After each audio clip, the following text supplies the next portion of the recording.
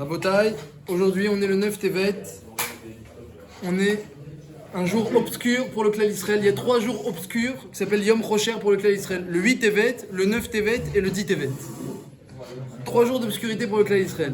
Le jeûne a été fixé le 10 Tevet, mais il y a eu 3 jours d'obscurité. Le 8, le 9 et le 10. Pour 3 raisons différentes qui sont passées à 3 époques différentes.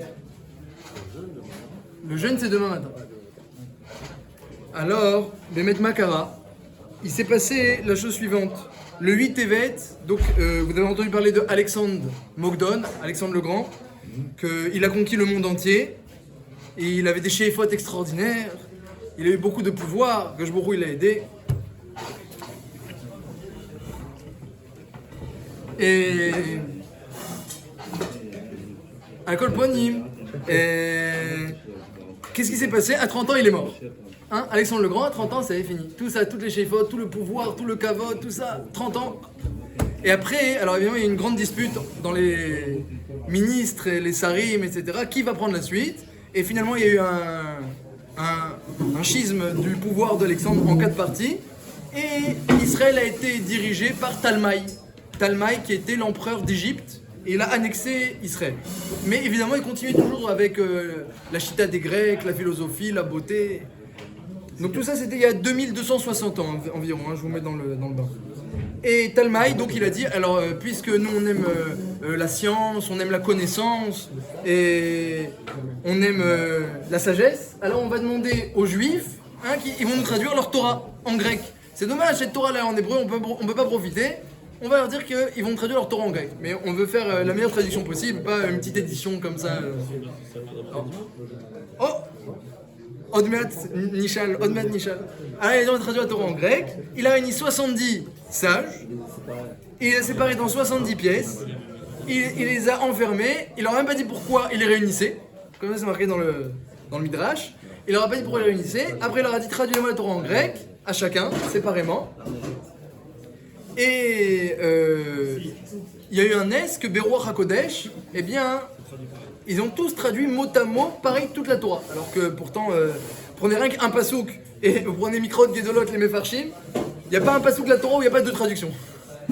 À plus forte raison quand c'est des fois, même tu vas vers le même chat, mais des fois ça peut être une expression en grec différente. Les 70, ils ont traduit toute la Torah de la même manière et même, ils ont fait même des astuces, les mêmes astuces. Ils n'ont pas dit Bereshit bara Elohim, pour pas qu'ils croient qu'il y a un autre qui s'appelle Bereshit bara. Parce que tu commences la Torah avec un Bereshit bara, ils vont croire qu'il y a quelqu'un qui s'appelle Bereshit qui est bara Elohim. Ils ont demandé Elohim bara Bereshit. En grec, ils ont dit comme ça, tous. Et quand ils sont arrivés dans la paracha de la Kashrut Arnevet, ils ont dit voilà, c'est la femme du roi. Ils ont tous traduit, Arnevet c'était le nom de la femme, ils ont tous traduit différemment. Avec Nissim Yatsa, qu'il y a eu 72 d'ailleurs, 72 traductions, et bien exactement les mêmes. Et ce jour-là a été fixé, pas fixé puisqu'il n'y a pas de jeûne commémoratif, mais ça a été fixé ça s'appelle dans le Lachon de Chachamim, Yom Rocher l'Israël, le 8 Tevet. Le 9 Tevet, c'est la naissance de l'acrobate, Yom Rocher l'Israël.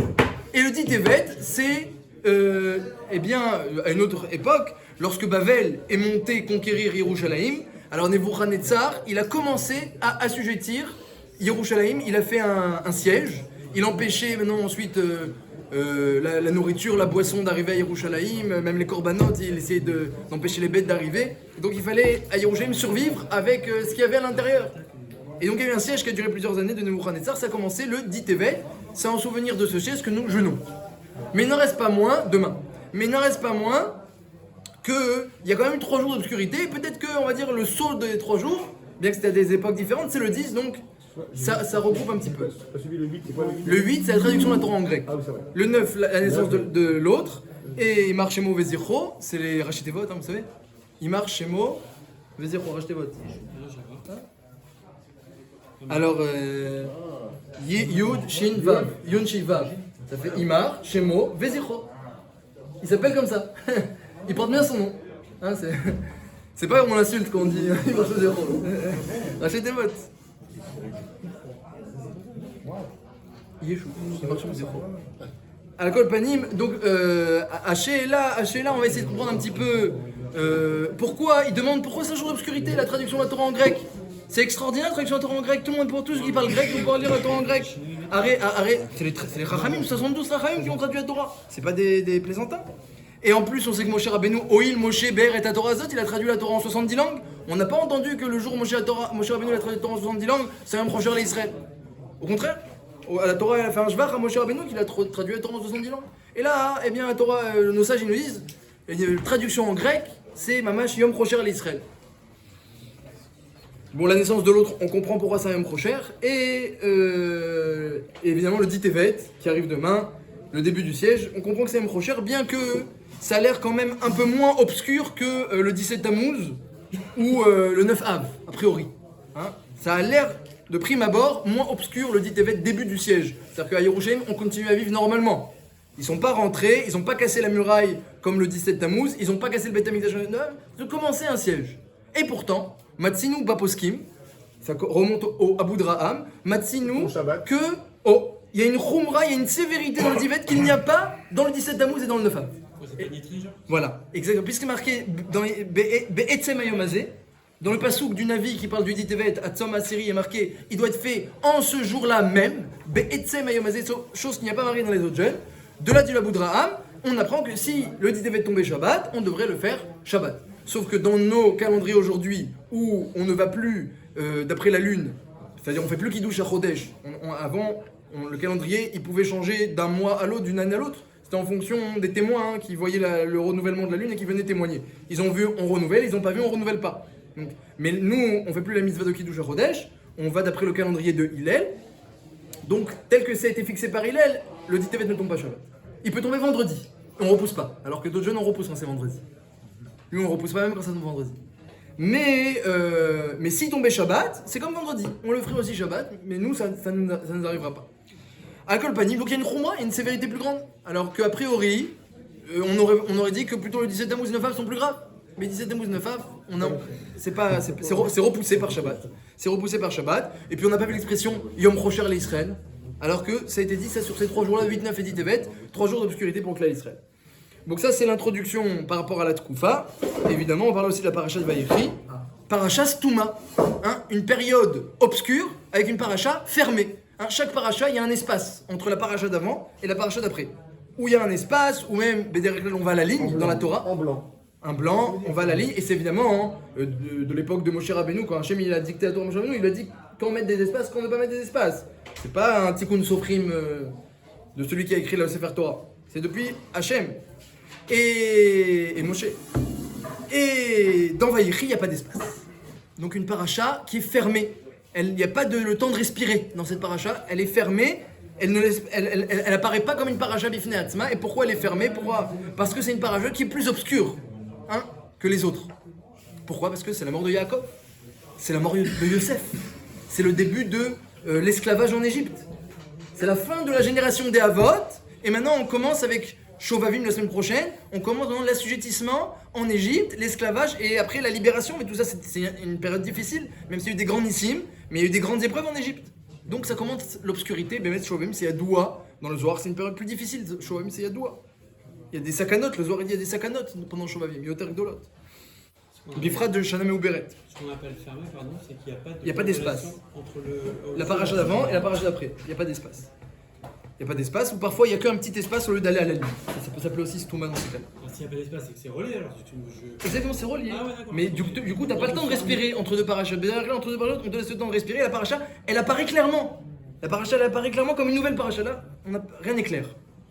Donc c'est siman d'obscurité. Paracha Stouma. Il y a beaucoup de parachas Stouma comme ça. Il y en a plusieurs dans la Torah. Il y en a plusieurs où chaque fois, il y a Chachamim, ils viennent et ils font des drachot.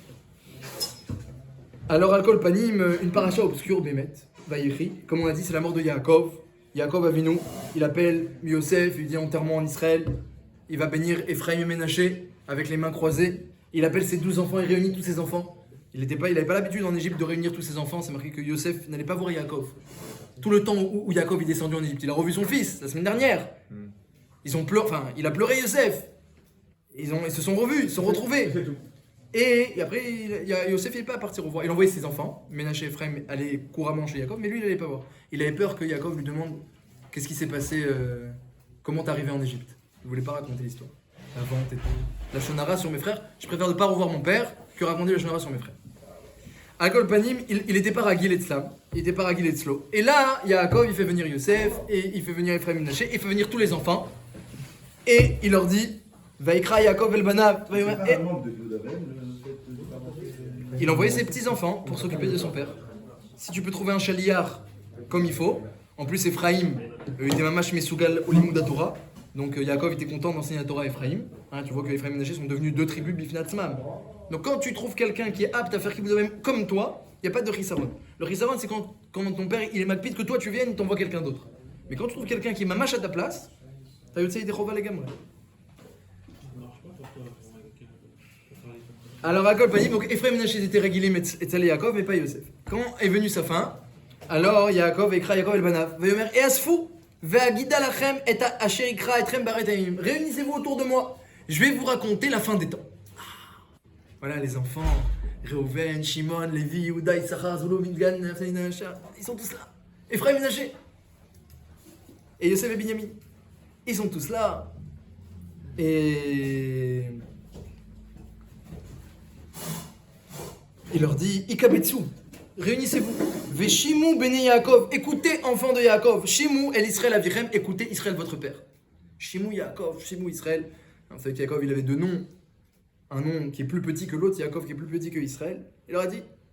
Et puis d'un coup, il commence à parler à Reuven, à Shimon, Reuven, Bechoriyata, et il leur dit pas la fin des temps. Donc dans la Torah, il y a comme un sceau. Il dit, écoutez les paroles de Israël, écoutez la fin des temps, et puis d'un coup, il commence à faire les brachot de chaque tribu. Et il dit pas la fin des temps. Ah, évidemment, la Gemara, elle s'interroge, qu'est-ce qui s'est passé?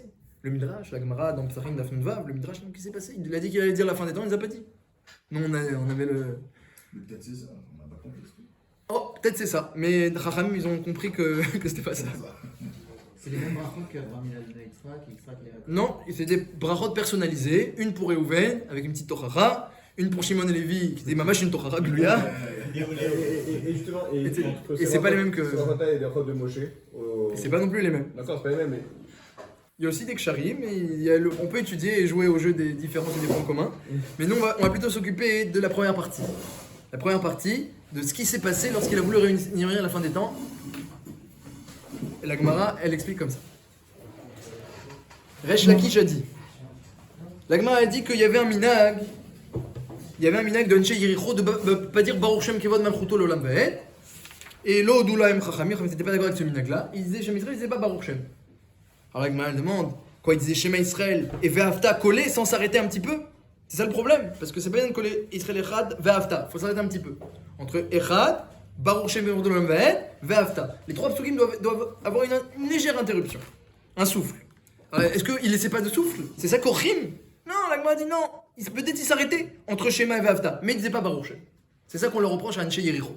Et on m'a dit, mais qui a dit qu'il faut dire Baruch Shem? C'est pas marqué dans le Sefer Torah Baruch Shem. Qui a dit? Alors la Gemara a dit, viens écouter ce qu'a dit Rabbi Shimon ben Lakish, la dracha qu'il a faite. Kedé Darish, Rabbi Shimon ben Lakish, Resh Lakish.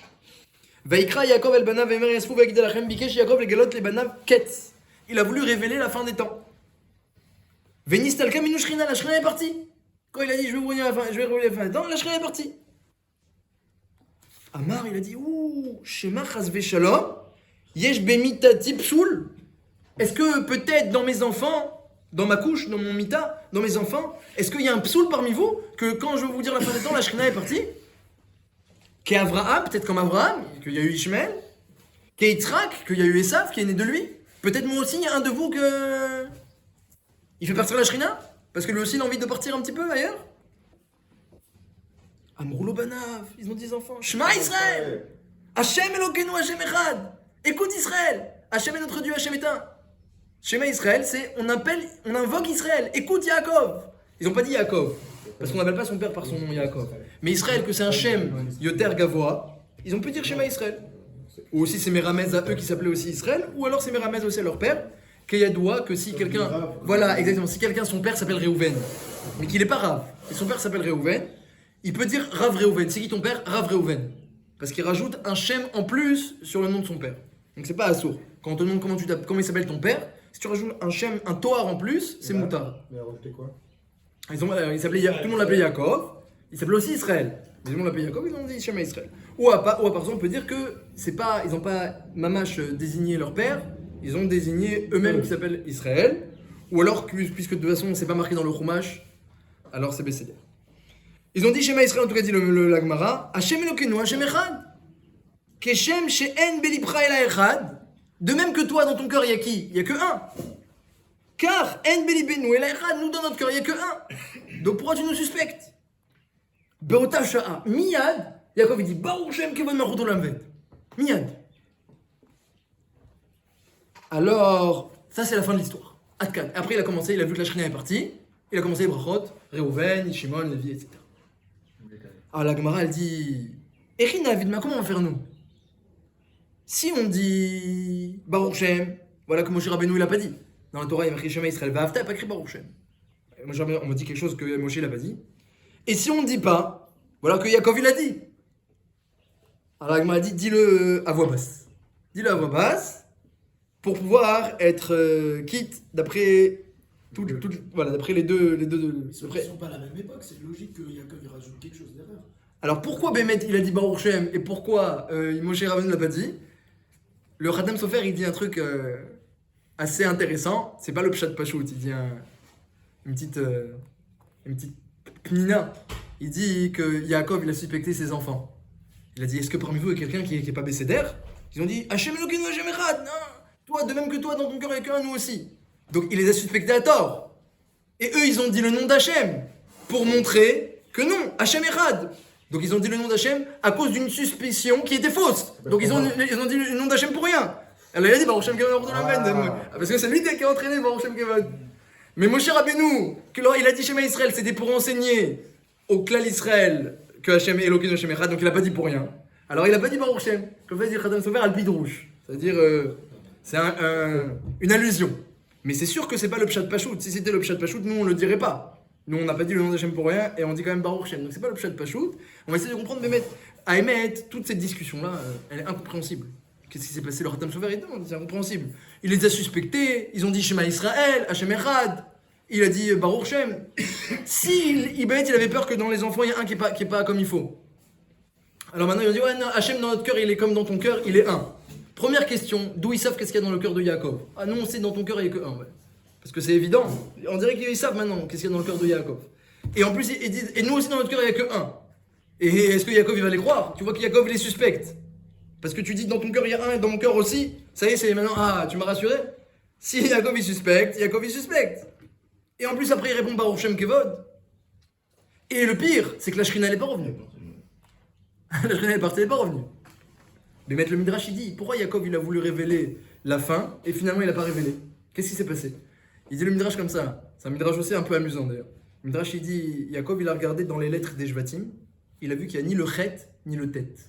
Ça fait le mot chet, le mot avera. Chet et tet, c'est comme ça qu'on écrit avera, une faute. Il a vu qu'il n'y a ni le chet ni le tet. Alors quand il a vu ça, il a dit je vais leur révéler la fin. Dit le Midrash, mais après il a vu qu'il n'y a ni le Kouf ni le Tzadik dans leur nom. Ça fait Ketz, la fin des temps. Allez, je peux pas vous révéler. Qu'est-ce que ça veut dire? Il a vu qu'il voulait, au début il voulait parce qu'il a vu qu'il n'y avait pas le Chet, il n'y avait pas le Tet, après il a vu qu'il n'y a pas le Kouf, il n'y a pas le Tzadik. Comme ça il dit le Midrash, c'est un. Non mais où il a vu ça? Il a vu dans les lettres de leur nom. Tu prends tous les noms, Reuven, Shimon, Lévi, Yehuda. Voilà, exactement. Ouais, mais il a été Mechashben, il a vu dans leur nom, il n'y a pas le Chet et le Tet, il a dit. Voilà, il a vu qu'il n'y a pas le Chet et le Tet. Je peux leur révéler? Non. Après, il a vu qu'il n'y a pas le Kouf et pas le Tzadik. Évidemment, c'est une allusion, c'est un jeu. C'est un drouche. C'est un drouche. Mais il faut comprendre, il y a toujours une profondeur dans les paroles de nos sages, il y a toujours une profondeur. Même lorsqu'ils font comme ça des jeux de mots, des gamatriotes. Il y a toujours une profondeur, donc il faut comprendre un petit peu qu'est-ce qui s'est passé, c'est quoi la discussion entre Yaakov et ses enfants, et pourquoi au début vous les révélez, finalement pourquoi il n'a pas révélé, et pourquoi il a dit Baruch Shem, et nous on continue à le dire aussi aujourd'hui, à voix basse. Évidemment, toutes ces discussions, elles demandent des explications. Et après, la Gemara elle dit à quoi ça ressemble, cette histoire de Baruch Shem, pourquoi Hachem il n'a pas dit Baruch Shem dans la Torah, et nous on le dit, ça ressemble à une Bat Meler. Il y avait une fille d'un roi, comme la Gemara raconte, une fille d'un roi, qu'elle a senti qu'on préparait comme ça Tzike Gdera. Tzike Gdera, c'est quoi? C'est Tzike Gdera. Alors Rashi dit dans Maseret Yoma que c'est comme ça de la nette, des tavlinim. C'est pas un plat, tu prépares comme ça une sauce. tu prépares une sauce, des tavlinim, tu prépares une sauce pour que le plat il soit bon. Donc après on sert le plat en entier. On sert le plat, mais la sauce là-bas, il y a un condensé d'épices là-bas, il y a un condensé de sucre, il y a un condensé d'épices. C'est alléchant, c'est alléchant. La fille du roi, elle était mitztaeret, elle voulait goûter la sauce. Je veux goûter juste la sauce. La fille du roi, je veux goûter la sauce. Alors elle dit, mais si je demande qu'on m'amène la sauce. Quoi, la fille du roi, elle mange la sauce. Attends le plat, etc. C'est pas joli. Si je demande pas, je suis mitztaer. Elle a dit à un serviteur, amène-moi en douce la sauce là-bas. Le serviteur, il a amené en douce la sauce, elle a pu goûter, elle était tranquille. Comme ça, elle raconte la Gemara. Elle dit, Auto Davar, Hachem, s'il dit Baruch Shem, c'est pas kavod dans la Torah. C'est comme la sauce, c'est pas kavod. Mais s'il dit pas, il est mystère, si on peut dire ainsi. C'est un machal sur Hachem, on peut rien dire. Mais si on peut dire ainsi, il est mystère. C'est quoi? Parce que je comprends pas les mystères. C'est quoi les mystères? Je sais pas, moi non plus, ça veut dire, c'est la Gemara qui dit. Ça veut dire il en... Hachem, ça le dérange à un certain niveau. De ça veut dire? Voilà, Ouais. à un certain niveau, ça le dérange qu'on dit pas Baruch Shem. Mais si on dit dans la Torah, c'est pas kavod. Qu'est-ce que ça signifie? On va essayer de voir ensemble, mais Hachem, on va essayer de dire un chat. C'est incompréhensible. Voilà. Alors, qu'est-ce qu'il a dit Hachem? Dis-le à voix basse. Dis-le à voix basse. Dis-le à voix basse. Pourtant, le diable qui vont. À Kippour. Oh, parce qu'on dit la voix basse là toute l'année. C'est un peu pour raison. Alors on verra, on essaiera blier si on arrive déjà à répondre à toutes les questions et qu'on nous reste un peu le temps, on verra Kippour. Ils sont là jusqu'à midi, ils sont un problème pour un film. Non, ils vont être dans Misva là. Allez, on y va. Les Hachem, on va essayer de répondre à toutes les questions. Donc comprendre la Gemara, comprendre la paracha, comprendre les 3 jours d'obscurité. Qu'est-ce qui s'est passé? Allez. Allez, Rabotaï, on essaye de se concentrer. C'est sûrement, il dit le Ramchal, le sujet le plus important de toute la Torah. C'est peut-être le moins évident, mais le sujet le plus important, ça réunit tout, ça inclut tout, ça comprend tout. C'est quoi le sujet? C'est Shema Israël, Hashem Elokeinu, Hashem Echad. L'unité d'Hashem, Hashem Echad. Le Ramchal, il dit que tout le temps dans la Torah, on voit que, dans les paroles de nos sages, dans la Torah, on sent bien que le Shema, ça a l'air la base, ça a l'air le plus important. Un juif qui est loin, tu connais au moins, tu connais Shema Israël. La base. Voilà. Mais pourtant, qu'est-ce qu'il y a écrit dans Shema Israël? Hashem Echad. Hashem, il est un. Qui c'est qui... Il y a beaucoup qui servent deux aujourd'hui. Aujourd'hui, c'est que ce plus idolâtrie. Et même à l'époque où ça existait, mais...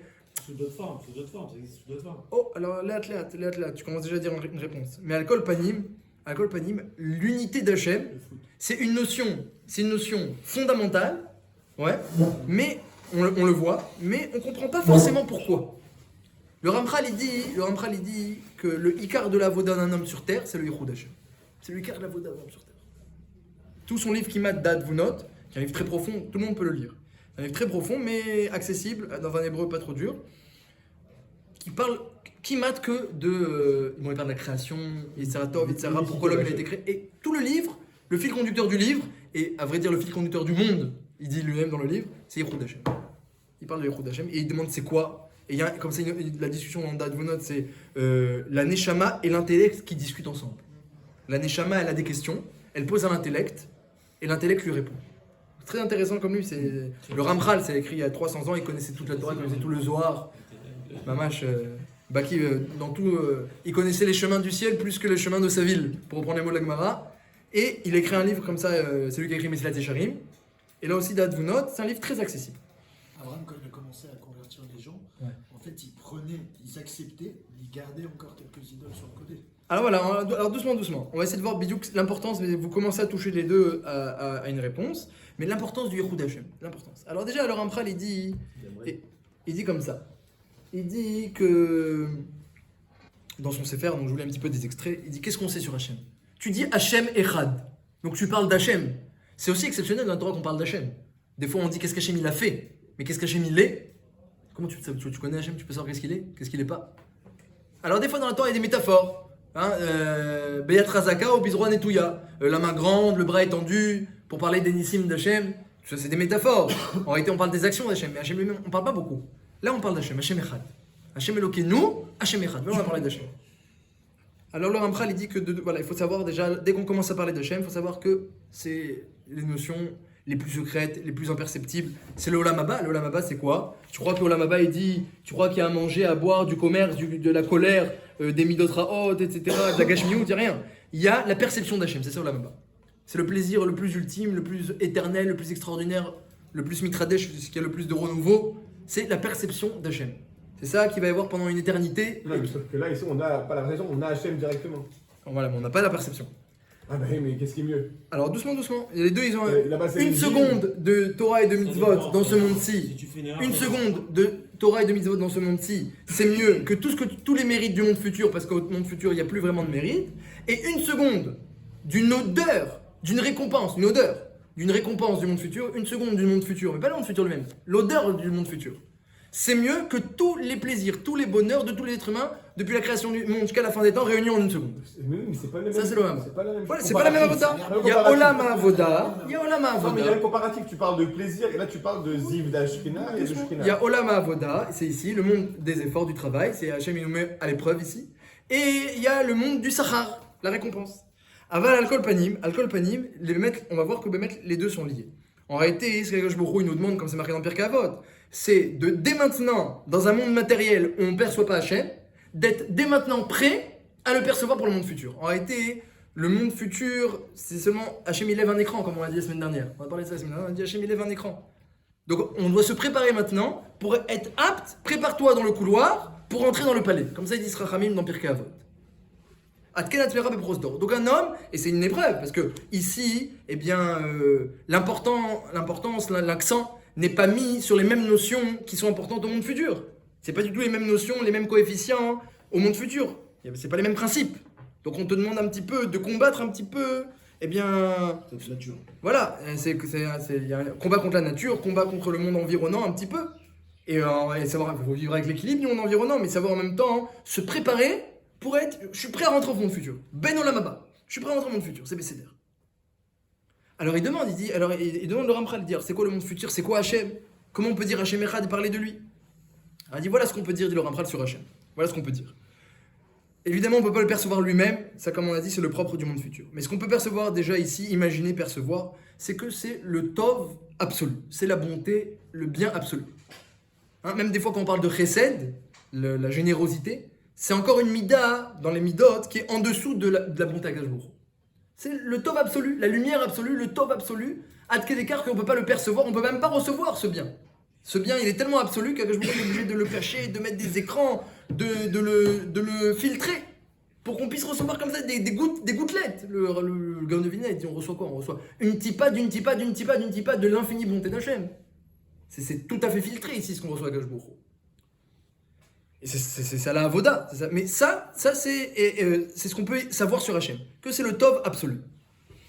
Et donc, il nous met dans un monde où même si on ne reçoit pas pour l'instant, il n'y a pas la révélation de ce Tov, explique le Ramchal, il n'y a pas encore cette révélation, mais c'est un procédé, c'est un mahalar, c'est un procédé, un processus, où l'homme il doit arriver par lui-même à se rapprocher d'Hachem, à ressembler à Hachem, à se rapprocher d'Hachem, et comme ça il pourra mériter au bon moment de profiter de tout ce Tov absolu.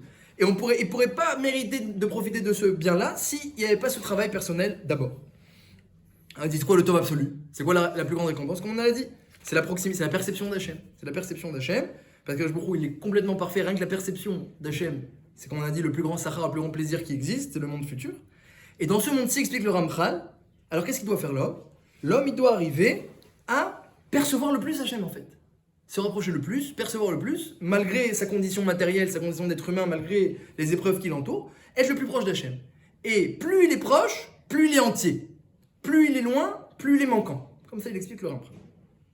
Et un élément qui rajoute, c'est que comme ça. C'est que, comme on a dit, la bonté d'Hachem, on ne peut pas la percevoir. Tu vois la bonté humaine, mais c'est qu'un échantillon d'un échantillon de la bonté d'Hachem. La chorma d'Hachem, on sait qu'il a la midata chorma. On ne peut pas non plus la percevoir. Le bien qu'il nous fait, on ne peut pas le percevoir avec le bien qu'il nous fait. On peut percevoir que tu dis une goutte d'une goutte d'une goutte. Donc tu perçois une goutte. Très bien, une goutte d'une goutte d'une goutte. Maintenant, quand je te dis, imagine, toi, c'est Olam Acher. Et encore une goutte, ça ressemble un petit peu à l'océan, parce que l'océan est fait de gouttes. Mais là, en réalité, même, C'est plus petit. mais là, c'est filtré complètement. Donc non seulement c'est plus petit en quantité, c'est plus petit en qualité. C'est complètement plus petit. Donc, Très profond. voilà, c'est bête, le Ramchal, c'est profond. Ceux qui aiment les livres profonds, il achète d'Advunot. Mais c'est facile à lire, mais profond. On dit c'est l'exemple du biberon. Si un bébé, on met pas une tétine sur le biberon, qui fait le goutte à goutte, on s'étouffe. Voilà, On s'étouffe. voilà, exactement. Hachem, il fait pareil. Exactement, il y a besoin de ça. Dans ce monde-ci, vu notre condition, on a besoin que ça se passe de cette manière. Et alors, mais attention, c'est qu'Akadosh Baruch Hu, il nous donne quand même la possibilité de se rapprocher de lui, la possibilité de le ressembler, de le percevoir, et on a déjà la possibilité de se délecter de lui. Et c'est ça le tachlit, c'est que malgré les tendances matérielles, l'appel du Yetzer Hara, l'appel de la matière, les tirdotes, les préoccupations de ce monde-ci, qu'un homme, il arrive à ce que l'essentiel de sa joie et de son plaisir, dit le Ramchal, ce soit la proximité avec Hachem. Et que lui, on le voit, c'est que dans le Midrash, c'est marqué, comment on appelle un tzaddik au Lamaba, on l'appelle plus Jonathan, on l'appelle Adoshem, avec le nom d'Hachem. On t'appelle plus Jonathan. Parce que tellement tu ressembles à Hachem, parce que tu as travaillé pour ça, que quand tu arrives au Lamaba, on enlève le masque, mais c'est Hachem lui. Et tous les tzaddikim s'appellent avec le nom d'Hachem. Parce que c'est ça le but d'un homme qui arrive à ressembler à Kadosh Baruch Hu. Donc vous dites que les tirdotes et toutes les angoisses qu'on peut avoir, finalement, elles viennent nous rapprocher. Ah non, elles viennent nous compliquer. Alors ça rend la tâche encore plus compliquée. Mais c'est ça l'épreuve, ça rend la tâche encore plus compliquée. Ah non, il n'y a que des empêcheurs, il n'y a que des complications. Et il faut savoir exactement trouver l'équilibre et garder la proximité avec Hachem. Mais trouver l'équilibre aussi, ça fait partie de ressembler à Hachem, c'est aussi savoir gérer tout ça. Il ne s'agit pas non plus de repousser tout et de mettre de côté, et on part à la campagne et c'est tout.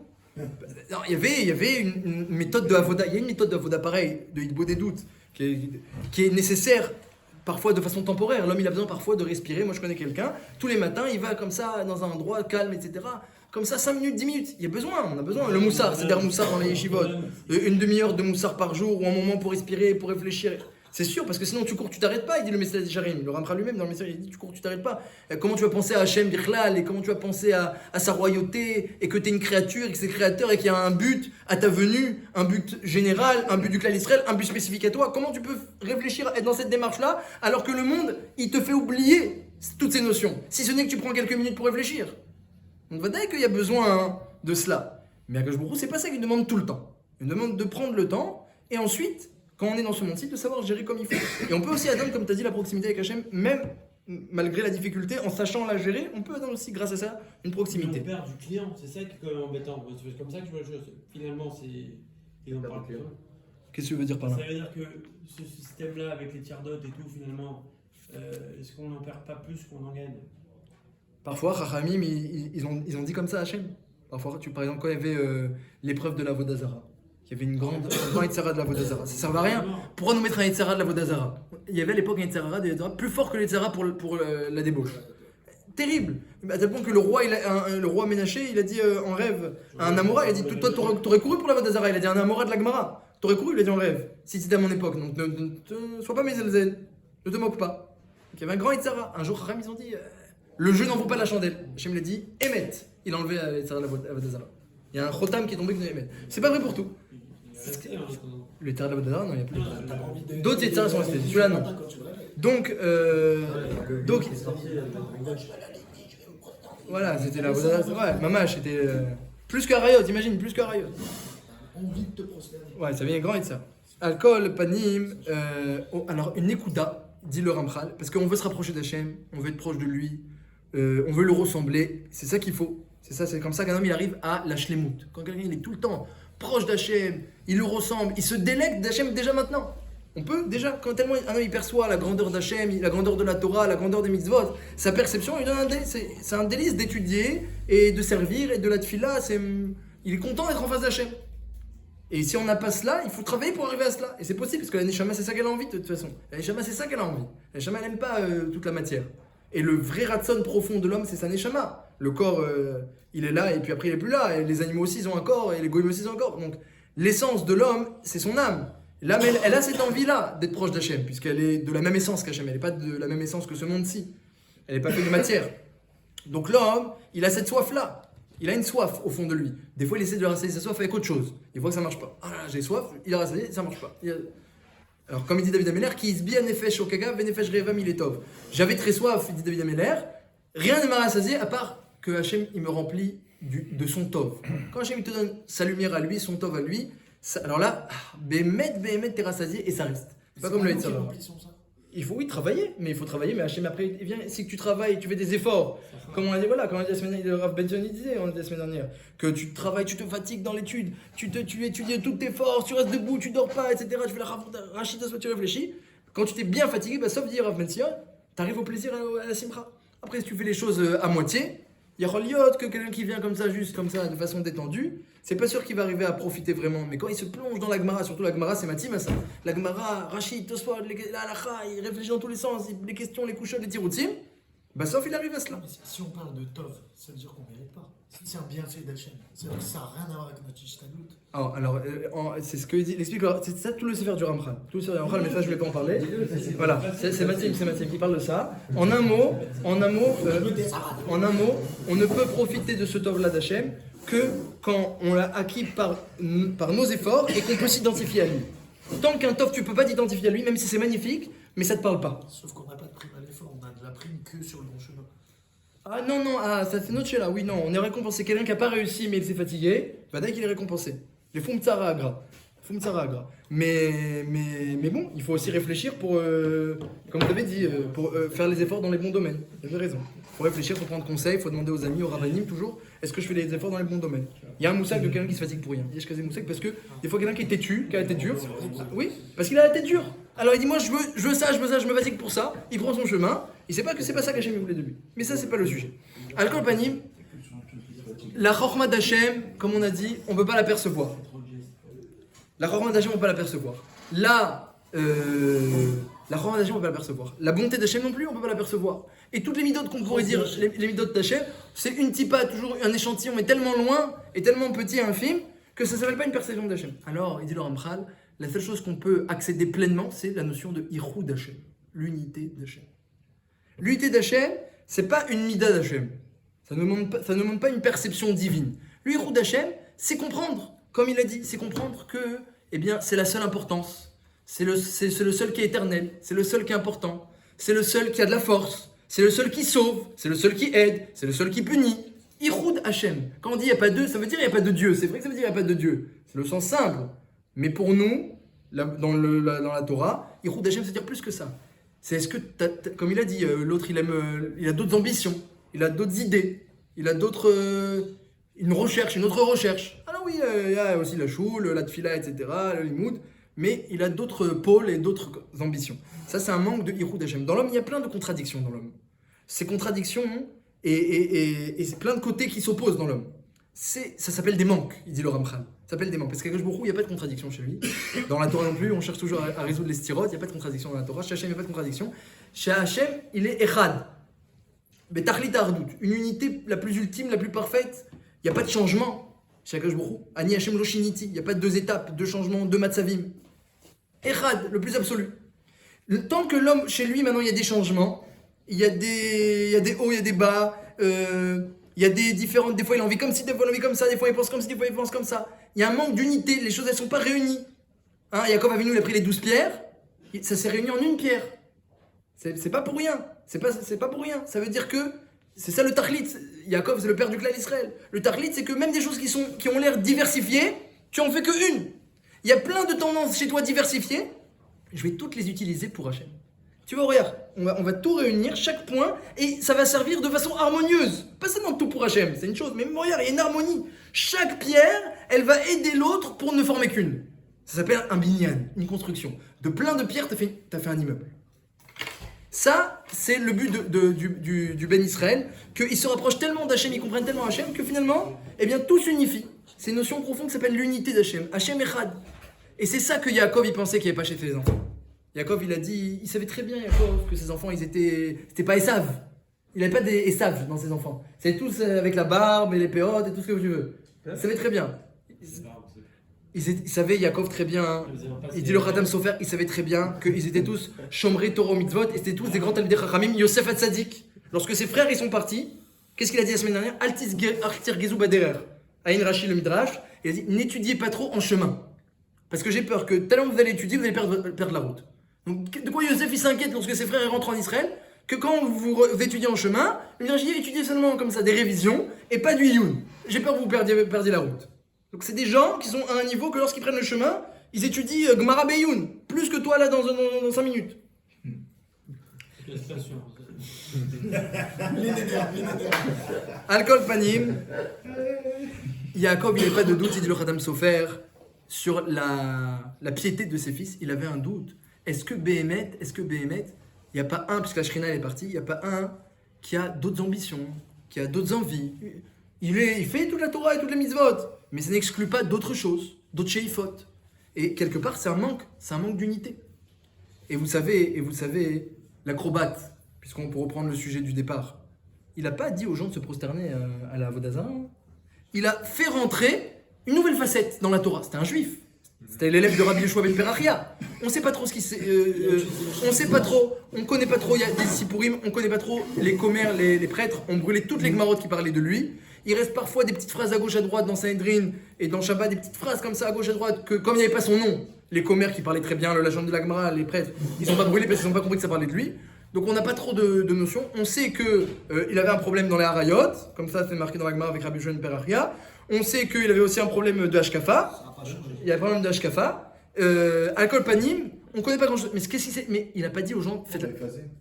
Les prêtres ont pris toutes les Gemarot, ils ont déchiré toutes les pages des Gemarot. Les prêtres goy. Parce qu'ils ont dû le descendre et montrer des preuves et tout. Ils ont voulu... Voilà, dans la Gemara, il y avait plein de Sipurim sur lui, pas joli. Ils ont tout brûlé et dès qu'il y avait une Gemara qui contenait ça, ils brûlaient toute la Gemara évidemment, parce qu'on va pas juste. Donc du coup, il y a eu une censure terrible. Ils ont été obligés, Chachamim, et après eux, après. Donc c'est-à-dire à cause de lui, on a perdu plein de Gemara. Ouais, badaï. Plein de dapim et de Sipurim, tout ça. Alcool panim, on doit être Mekatser. C'est une question que c'est un Tana ou un Amora finalement alors? C'était l'élève d'un Tana.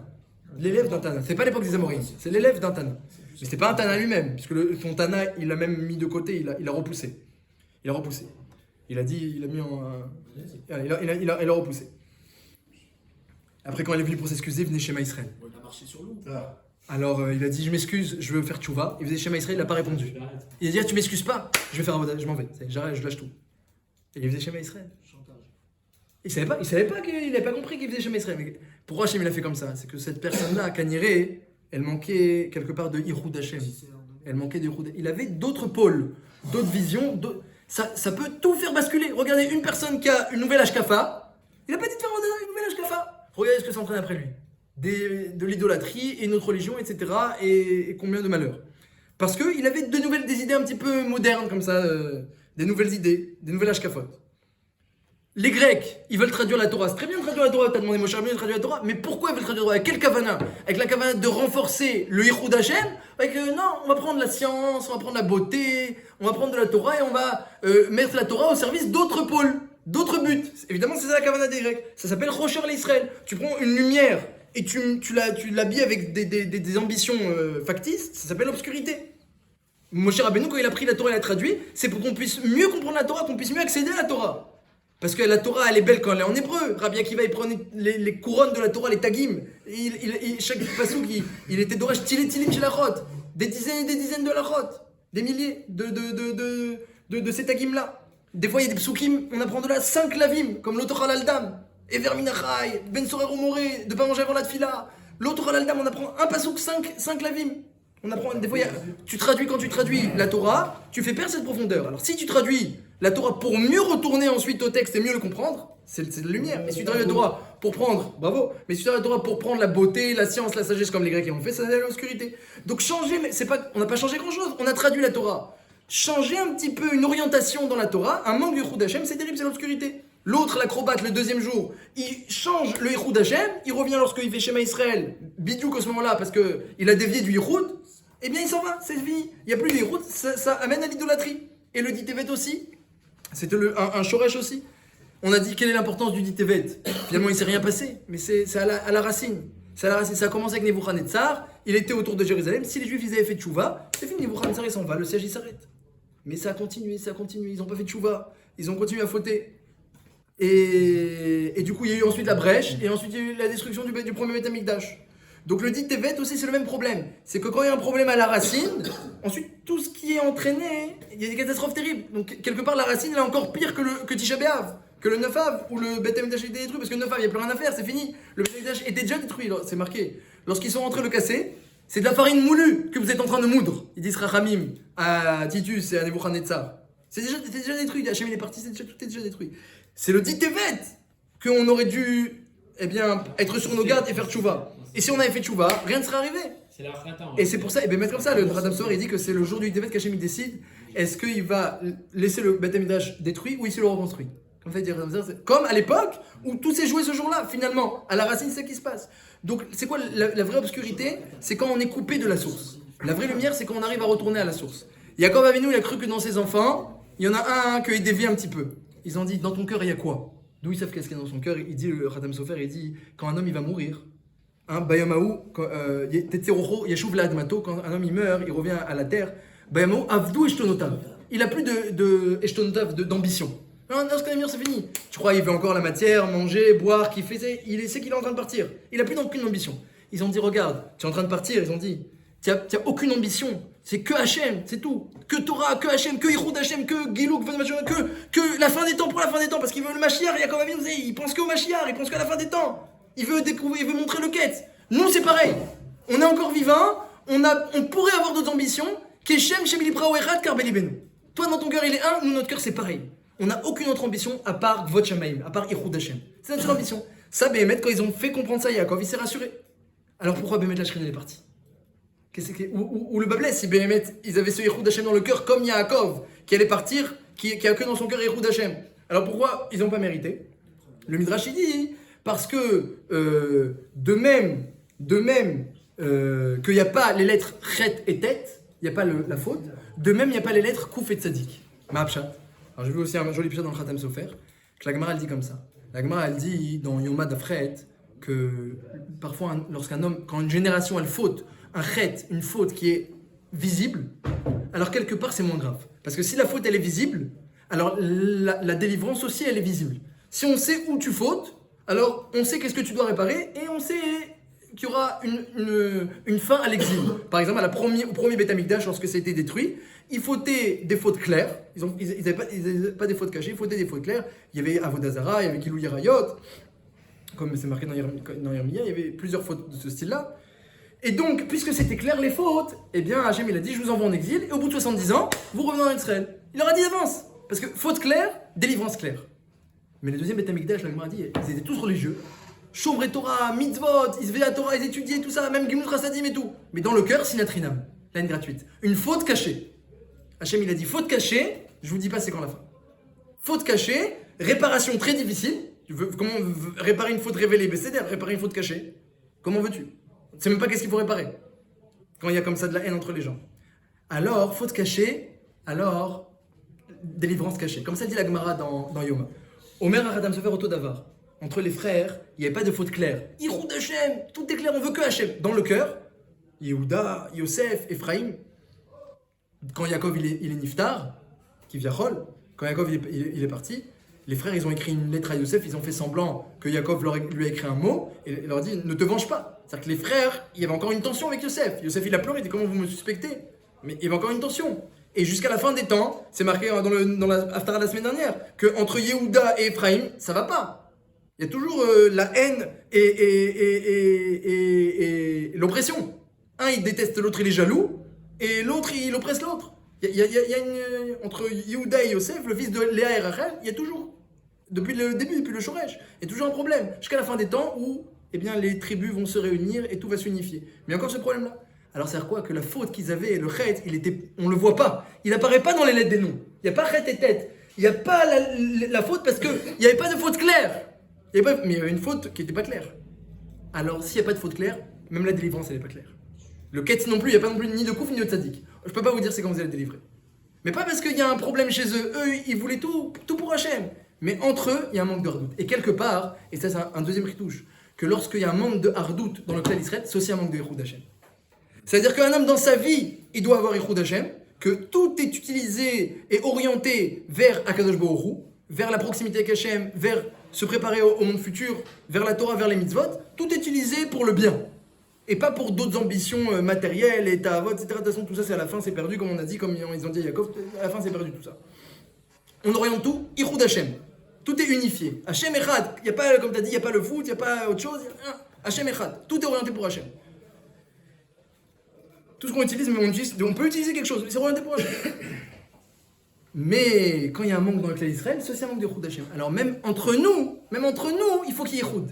Que chacun il va aider l'autre, comprendre l'autre, et que chacun il aide l'autre à être, qu'on soit tous ensemble orientés vers Hachem. Parce que si chacun seul il est orienté vers Hachem, il y a encore un manque de Yichud Hachem dans le clan d'Israël. Il y a encore Hachem Elokeinu, Hachem Echad. Si Hachem il est notre Dieu, alors Hachem il est un. Vei bishurun meler bitasef Hashem. Lorsque Yachad Shifte Israël, lorsque le clan d'Israël est Yachad, alors Hachem il est meler.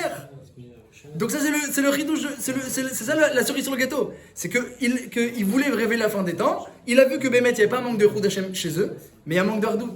Il y a une faute cachée. Et la faute cachée est toujours là. La Gemara dit, on est encore dans la faute de Sinatrinam.